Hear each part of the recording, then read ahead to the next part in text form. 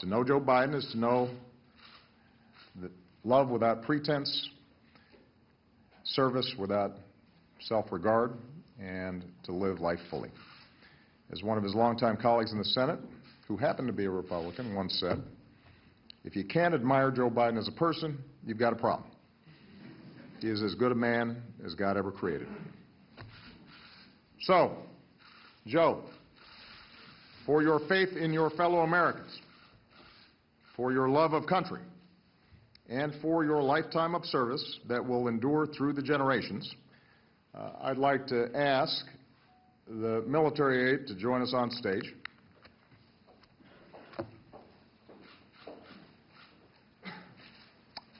For the final time as President, I am pleased to award our nation's highest civilian honor, the Presidential Medal of Freedom.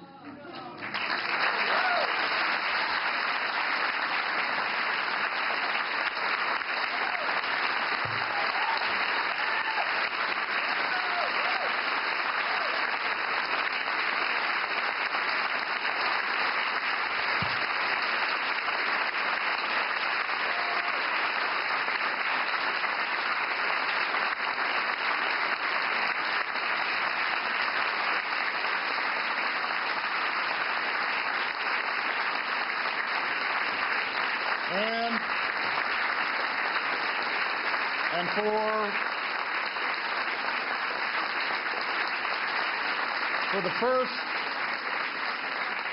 for the first and only time in my presidency, I will bestow this medal with an additional level of veneration, an honor my three most recent successors reserved for only three others, Pope John Paul II, President Ronald Reagan, and General Colin Powell.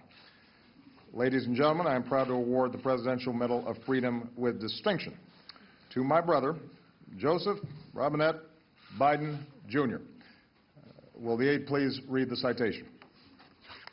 Vice President Joseph R. Biden, Jr. In a career of public service spanning nearly half a century, Vice President Joseph R. Biden, Jr.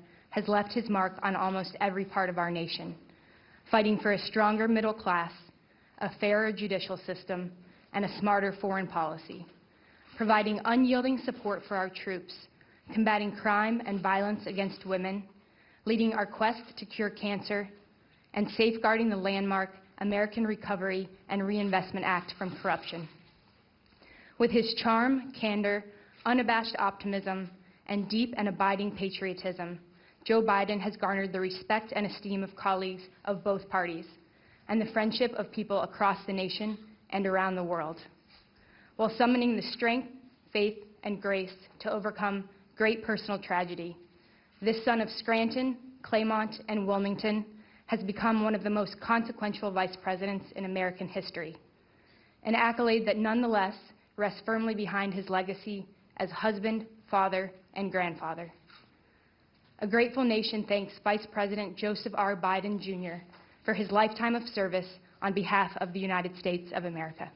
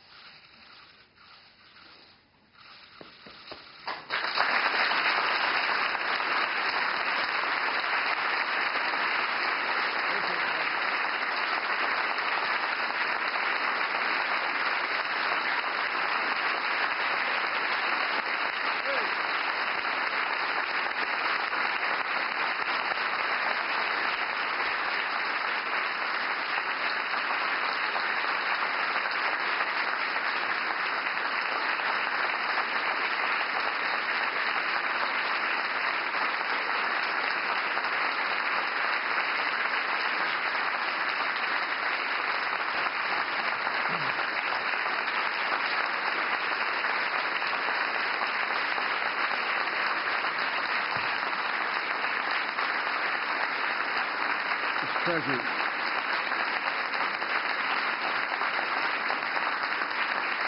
Please, thank you. Thank you.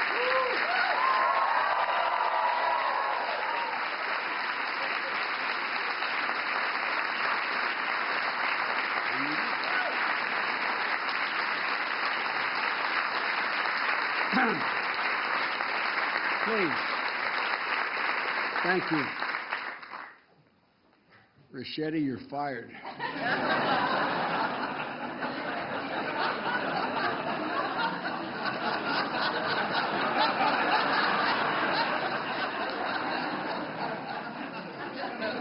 For the press, Ricchetti's my chief of staff. I had no inkling. I thought we were coming over, Michelle, for you, Jill, and Brock and I, a couple of senior staff, to toast one another and say what an incredible journey it's been. Mr. President, you got right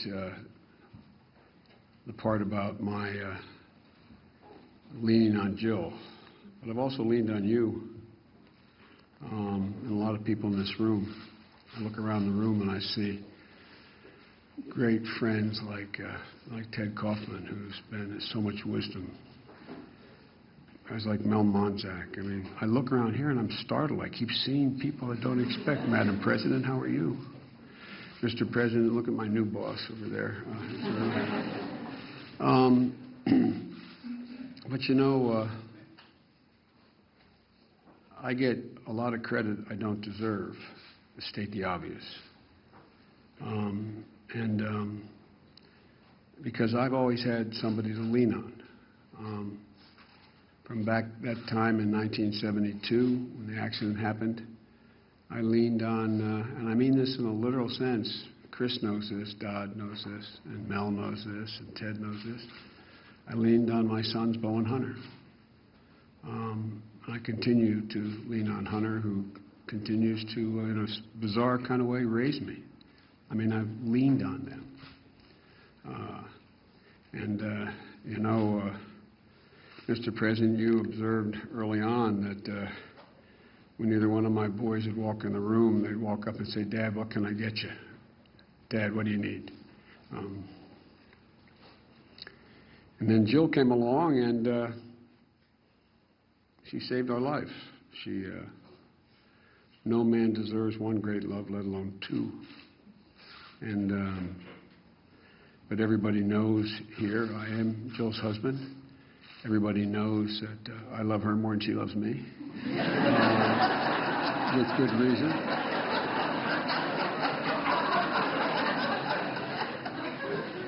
And she gave me the most precious gift, the love of my life, the life of my love, my daughter Ashley.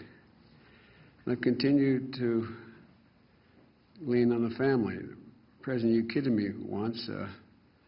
You heard that in the preparation for the two debates, vice presidential debates that I had, only had two, that Bo and Hunt would be the last people in the room, and Bo would say, "Look at me, Dad. Look at me. Remember. Remember home base. Remember." So, and the Secret Service can tell you, Mr. President, that Bo and Hunt and Ashley continue to have to corral me. We're in one of the national parks, and I was climbing up on top of a bridge to jump off the bridge with a bunch of young kids, and I hear my sons yelling, "Dad, get down, now!" And I just started laughing so hard I couldn't stop, and I said, "I was just going to do a flip off, full gainer off here." He said, "Dad, the Secret Service doesn't want you up there, Dad. Look at me, Dad." You know, so we've never figured out who the father is in this family. And Mr. President, you know that with good reason, there is no power in the vice presidency. Matter of fact, I just did for Nancy Pelosi's daughters, you have readings of the Constitution. You probably did one for her. And they had me read the provisions relating to the vice presidency in the Constitution. And there is no inherent power, nor should there be. But Mr. President, you have more than kept your commitment to me by saying that you wanted me to help govern, President's line often, other people don't hear it that often, but when someone say, can you get Joe to do such and such, he says, I don't do his schedule, he doesn't do mine. Every single thing you've asked me to do, Mr. President, you have trusted me to do. And that is that's a remarkable thing. I don't think, according to, I see the president of Georgetown here as well, I don't think according to the presidential and vice presidential scholars that kind of relationship has existed. I mean, for real. It's all you, Mr. President. It's all you. The reason why when you send me around the world, nothing gets, as my mom would say, gets missed between the cup and the lip is because they know when I speak for you. And it's been easy, Mr. President, because we not only have the same political philosophy and ideology, I tell everybody, and I've told them from the beginning, and I'm not saying this to reciprocate, I've never known a president, and few people I've ever met, my whole life I can count on less than one hand, who've had the integrity and the decency and the sense of other people's needs like you do. I know you're upset when I told the story about when Hunt and I were worried that Bo would have to, that he would, as a matter of honor, decide he had to step down as Attorney General while he was fighting his battle because he had aphasia. He was losing his ability to speak. And he didn't want to ever be in a position where, to him, everything was about duty and honor. And I said, and he may resign. I don't know. I just have a feeling he may. And Hunt and I had talked about this. And I said, he doesn't have any other income, but we're all right because Hunt's there and I can sell the house. We're having a private lunch like we do once a week. And this man got up, came over, grabbed me by the shoulders, and looked me in the eye and said, don't you sell that house. You love that house. I said, it's no big deal, Mr. President. He said, I'll give you the money. We'll give you the money. Promise me. Promise me. You won't sell that house. I remember when Ashley, Mr. President, we were in the Oval, and Ashley was in an elevator. And the elevator plummeted to the, she was with a group of people, I forget which building in Philadelphia, and it plummeted to the ground. And immediately the service was worried that, she may have been badly hurt. And I got up to take the call, and you didn't let up until you made sure your service followed through and made sure everything was all right. But Mr. President, we kid about about marrying up. We both did that kind of thing. But the truth of the matter is, I said this to Michelle last night. Michelle is the finest first lady, in my view, that has ever served in the office. There's been other great first ladies, but I really genuinely mean it. I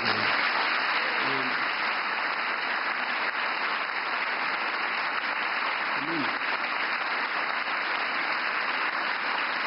I kid.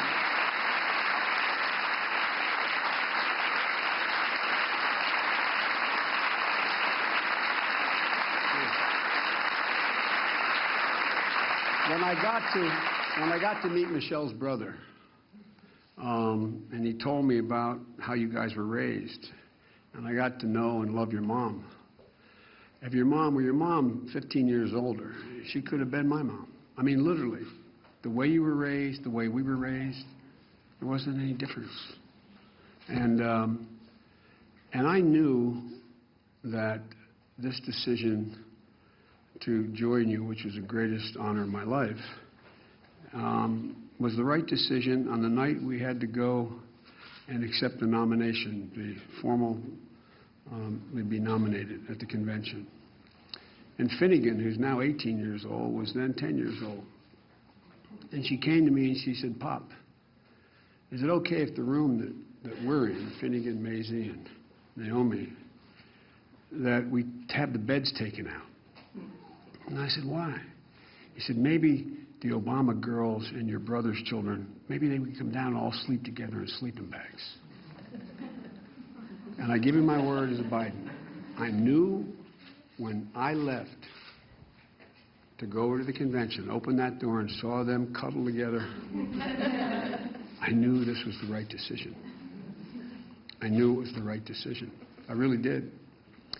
Because, Mr. President, the same value set. The same value set. Folks, you know, I joke with my staff that I don't know why they pay them anything, because they get to advise me.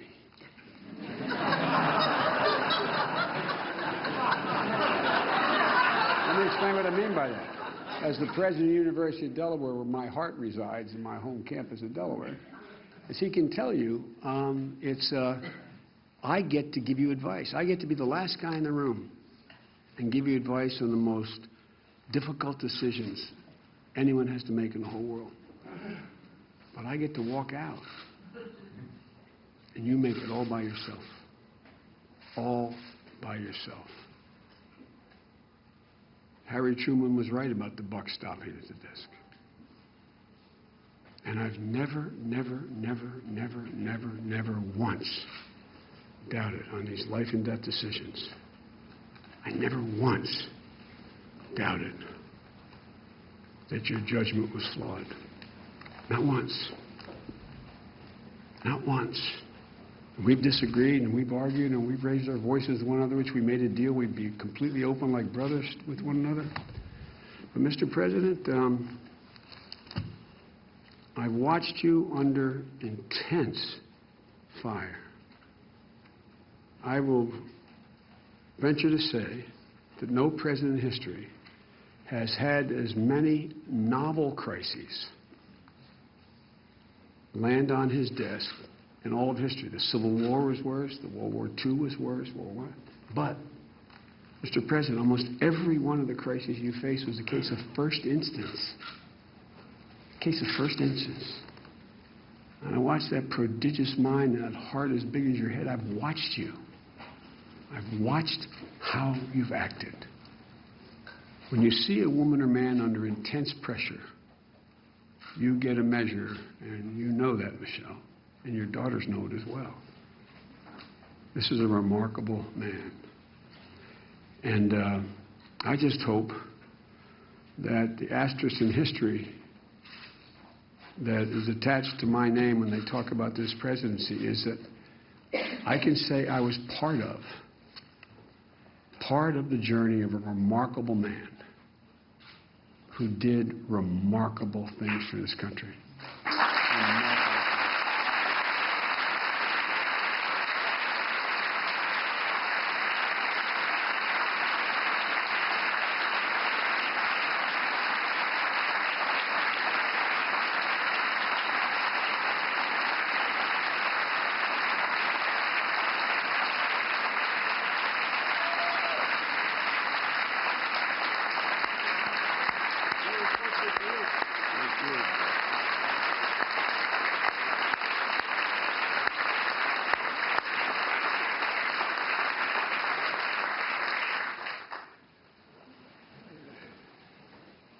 You know, I can't let a comment go by without quoting an Irish poet.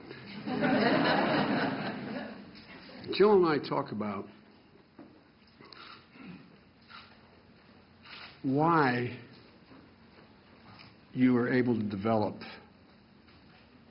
the way you developed and with the heart you have. Michelle and I have talked about it. I've confided in Michelle. I've gone to her for advice. We've talked about this man. You've given me insight. And I think it's because, Mr. President, you gave me credit for understanding other people's misery and suffering. Mr. President,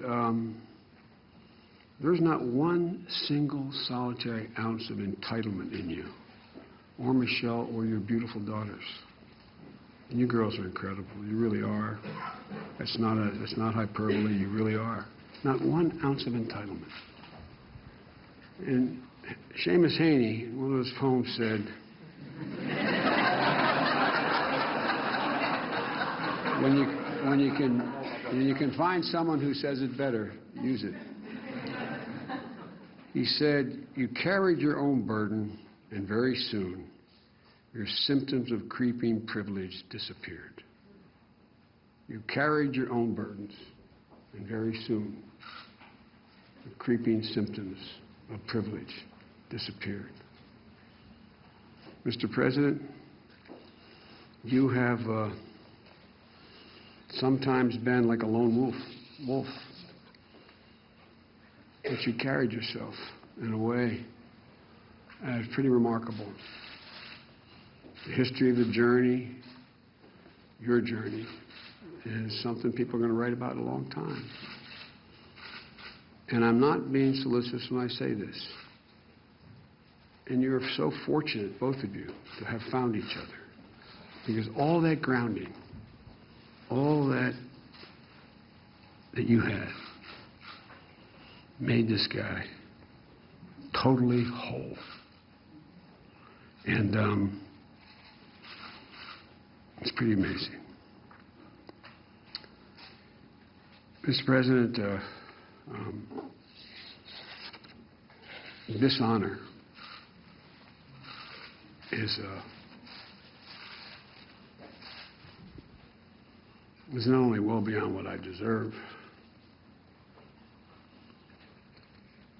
but it's a reflection of the extent and generosity of your spirit. I don't deserve this, but I know it came from the President's heart. There's a Talmudic saying that says, what comes from the heart enters the heart.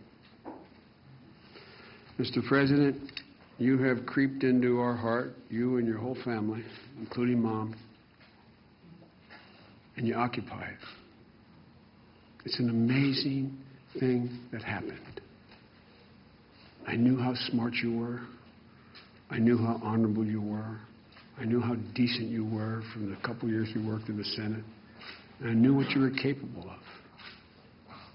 But I never fully expected that you'd occupy the Biden's heart, from Hunter, Ashley, my sister, all of us. All of us.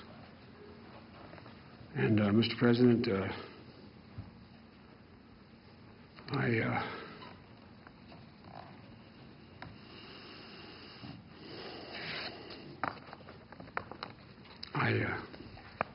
I'm indebted to you. I'm indebted to your friendship. I'm indebted to your family. And I'll tell you, I'll end on a humorous note. We're having lunches, and mostly, and it's whatever in either one of our minds. We talk about family an awful lot. And about 6 months in, the President looked at me and said, you know, Joe, you know what surprised me? How we've become such good friends. And I said, surprised you? But that is candid Obama. And it's real. And Mr. President, you know, as long as there's a breath in me, I'll be there for you. My whole family will be, and I know it is reciprocal. And I want to thank you all so very, very, very much. All of you for being here.